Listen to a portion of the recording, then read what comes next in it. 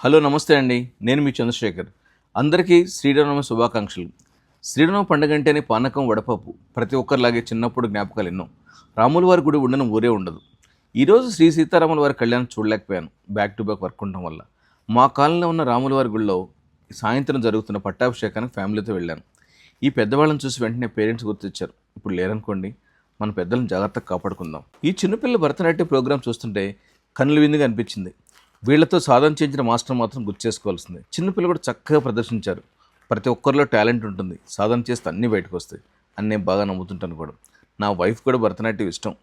నేను లేనప్పుడు కొంచెం ట్రై చేస్తుంటుంది. ఇతను నా ఫాలోవర్ అంట, చాలా హ్యాపీగా అనిపించింది. వీళ్ళ పాప కూడా డ్యాన్స్ చేస్తుంది. స్వామివారి వద్ద ఆశీస్సులు తీసుకున్నాం. మాతో పాటు అందరూ బాగుండాలని ప్రార్థించాను. గుడి మేనేజ్ కూడా చాలా చక్కగా ప్రోగ్రామ్ చేస్తుంది, ఆర్గనైజ్ చేస్తారు. నచ్చితే లైక్, షేర్, కామెంట్, ఫాలో చేయడం మాత్రం మర్చిపోకండి. With regards, me Chandrasekhar. Be happy, be positive.